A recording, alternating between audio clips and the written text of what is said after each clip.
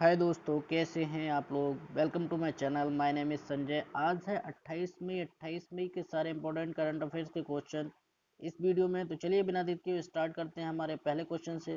पहला क्वेश्चन है, पहले भारतीय रेडोल्फ बी सिंडलर पुरस्कार जीतने वाले कौन बने हैं। तो आपके ऑप्शंस हैं श्री राधे कृष्णा, डॉक्टर एम हुसैन, गौरव आर्य, डॉक्टर नागेश्वर रेड्डी नहीं है, बी नागेश्वर रेड्डी।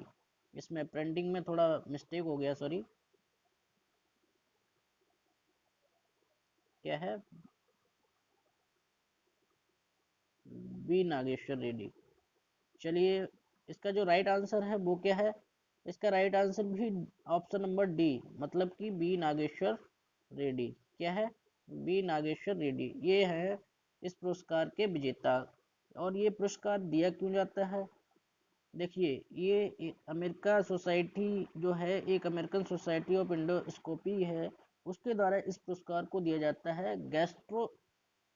गैस्ट्रोस्कोपी में जो भी अच्छा डॉक्टर होता है, जिसका अच्छा नॉलेज होता है, जिसने रिसर्च की होती है गैस्ट्रोस्कोपी पर, उसको ये अवार्ड दिया जाता है। अब बात कर लेते हैं कि जो ये डॉक्टर बी नागेश्वर रेड्डी हैं, इनको पद्म भूषण से भी नवाजा गया है। ये गैस्ट्रोलॉजिस्ट है एक। और और ये अवार्ड जो होता है गैस्ट्रोस्कोपी, मतलब फादर ऑफ गैस्ट्रोस्कोपी बोला जाता है, रोडोल्फ बी सिंडलर को।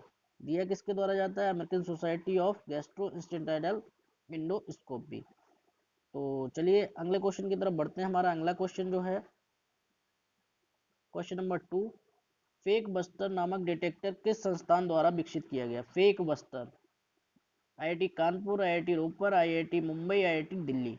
चार ऑप्शन हैं आपके। राइट आंसर क्या रहेगा, राइट आंसर रहेगा IIT Ropar. B option right answer रहेगा।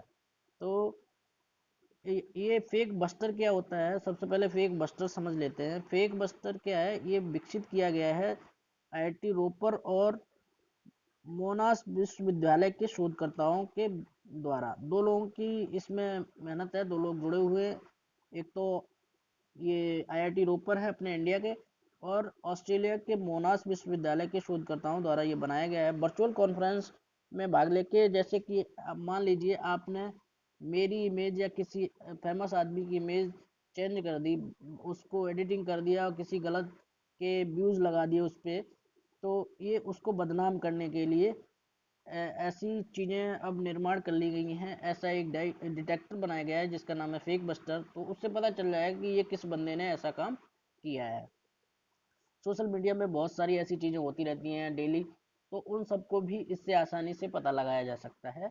इसका नाम क्या है, फेक बस्टर। बनाया किसने है, आईआईटी रोपड़ और ऑस्ट्रेलिया के मोनाश विश्वविद्यालय के शोधकर्ताओं द्वारा। चलिए अब नेक्स्ट क्वेश्चन की तरफ बढ़ते हैं। हमारा जो अगला क्वेश्चन है क्वेश्चन नंबर 3, वो क्या है, आकांक्षा पोर्टल किस राज्य सरकार के मुख्यमंत्री ने लॉन्च किया है। आकांक्षा पोर्टल, राजस्थान, मध्य प्रदेश, बिहार, कर्नाटक। आकांक्षा पोर्टल के बारे में बताना है आपको, किस राज्य सरकार के मुख्यमंत्री ने लॉन्च किया है। ये किया है कर्नाटक सरकार के मुख्यमंत्री। कर्नाटक सरकार के मुख्यमंत्री का नाम क्या है, ये है BS येदियुरप्पा। तो कर्नाटक के बारे में पता कर लीजिए। इसकी जो कैपिटल है वो है बेंगलुरु, और यहाँ के जो मुख्यमंत्री हैं वो है BS येदियुरप्पा, भी बताया मैंने। और गवर्नर कौन है, वजुभाई वाला जी। चलिए अब नेक्स्ट क्वेश्चन की तरफ बढ़ते हैं। अगला क्वेश्चन हमारा क्वेश्चन नंबर 4। बात कर लेते हैं हाल ही में, थोड़ा इसके बारे में बता देते हैं आकांक्षा पोर्टल के बारे में। आकांक्षा पोर्टल कैसा पोर्टल है, इस पे क्या है कि एक, जैसे मान लीजिए बहुत सारे, अभी कोविड का समय चल रहा है, तो बहुत सारे बड़ी बड़ी कंपनियां, बड़े बड़े शहर के जो लोग हैं जिनके पास अमीर जो अकूत दौलत है, मतलब कि बहुत सारी, वो लोग दान करते हैं अपनी दौलत का, जैसे गरीब लोगों की मदद करने के लिए। तो कर्नाटक सरकार के लोगों के लिए कुछ बड़ी बड़ी कंपनियां, प्राइवेट कंपनियों ने दान दिया है। वो किसके थ्रू दिया है, ये आकांक्षा पोर्टल के थ्रू दिया है। इससे क्या है, उनको ये पता चलता रहता है कि उनका जो दान है वो सही जगह पे लग रहा है या नहीं लग रहा है। चलिए, ऐसे ही अभी थोड़े दिन पहले हरियाणा सरकार ने भी एक पोर्टल लॉन्च किया था। उसका नाम आपको याद होगा, अभी मैंने बताया था कि संजीवनी। संजीवनी पोर्टल था, जो कि डोर स्टेप आपको कोविड के बारे में जानकारी और उसकी दवाइयाँ वगैरह देने के लिए काम करेगा। अभी उसको किसने डेवलप किया था, उसको भी सीडेक ने डेवलप किया था। सीडेक एक कंपनी है, और इसको भी सीडेक ने कब डेवलप किया था। ये भी क्वेश्चन आ सकता है, आकांक्षा पोर्टल को किसने डेवलप किया है, किसने बनाया है। तो चलिए अब अगले क्वेश्चन की तरफ बढ़ते हैं, हमारे क्वेश्चन नंबर 4 की तरफ। हाल ही में फिल्म, सॉरी ये गलत लिखा है, ये लिखा यहाँ पे क्या होना चाहिए, फिल, केवल फिल्म। फिल केल्सन एक प्रमुख चैंपियनशिप जीतने वाले सबसे उम्रदराज खिलाड़ी बने हैं, वह किस खेल से संबंधित हैं? सॉरी, ये बताया गया है कि फिल केल्सन एक प्रमुख चैंपियनशिप हैं जीतने वाले सबसे उम्रदराज खिलाड़ी बने, वह किस खेल से संबंधित हैं? नाम याद रखो, फिल केल्सन। ये जो बने हैं आपके ऑप्शन है क्रिकेट, बैडमिंटन, गोल्फ और सॉरी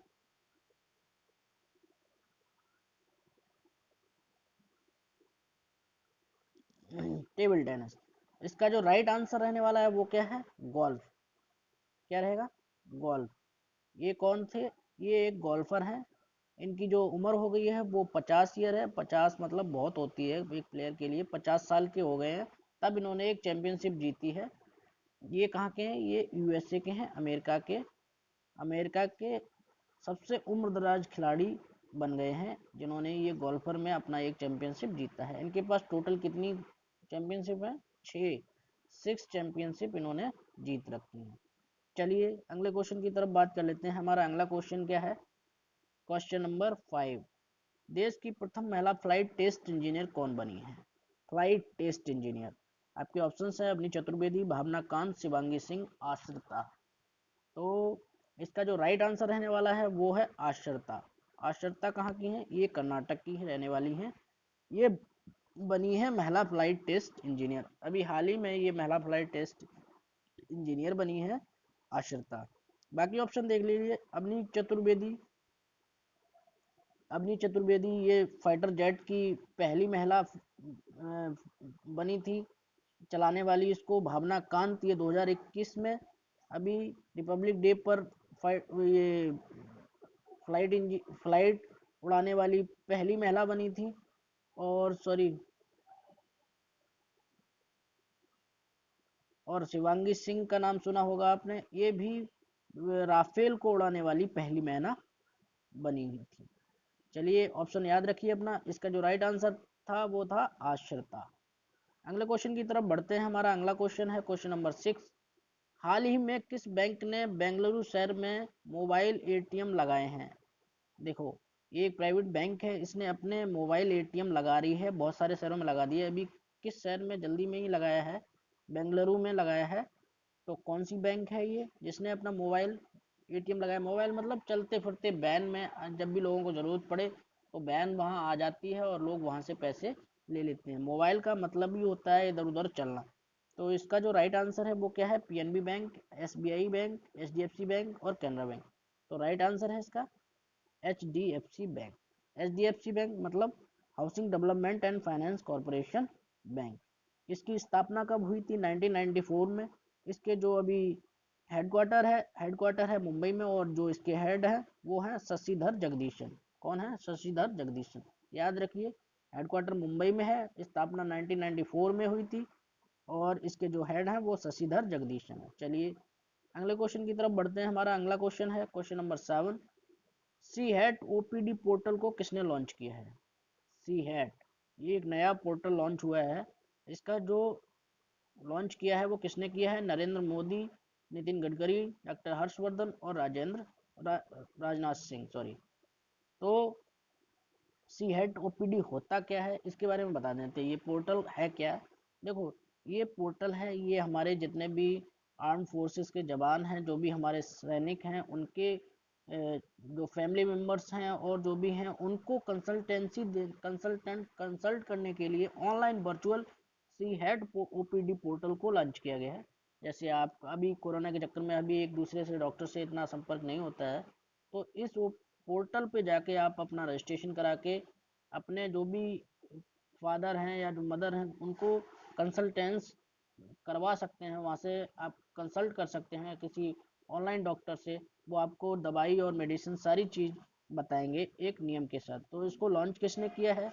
इसका जो राइट आंसर है वो है, सॉरी, क्या है राइट आंसर? राजनाथ सिंह। क्या है? राजनाथ सिंह।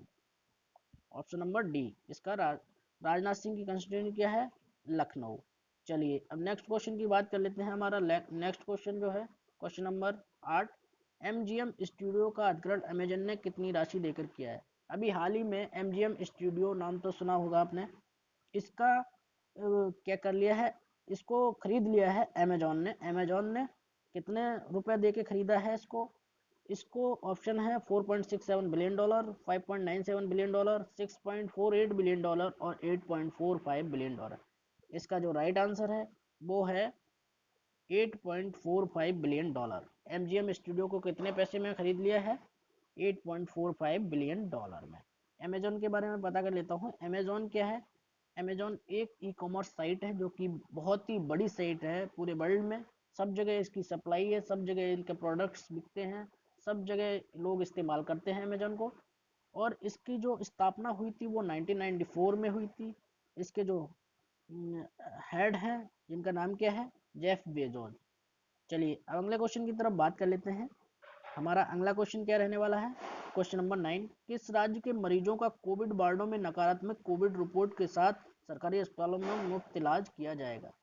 देखिए अभी हाल ही में ये एक अनाउंसमेंट आया है कि जो भी राज्य के मरीज कोविड में पहले पॉजिटिव हुए थे, उनका इलाज होने के बाद अगर उनकी रिपोर्ट निगेटिव आती है तो उनको फ्री में सरकारी अस्पताल में इलाज चलेगा जब तक वो सही से रिकवर नहीं हो जाते हैं।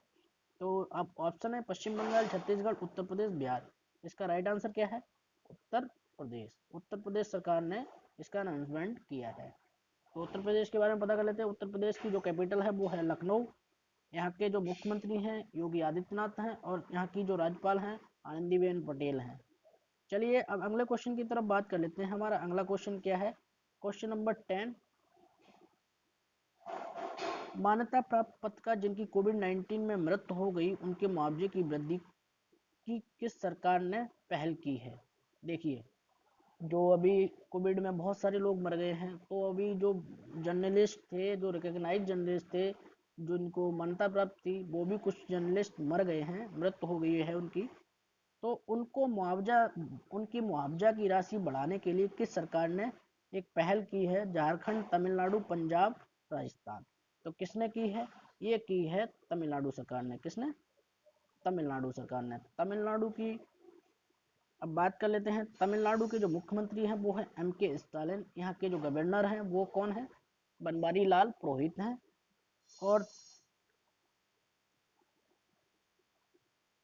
तमिलनाडु साउथ का स्टेट है, वो आपको पता ही है। चलिए आगे क्वेश्चन की तरफ बढ़ते हैं। हमारा नेक्स्ट क्वेश्चन क्या है?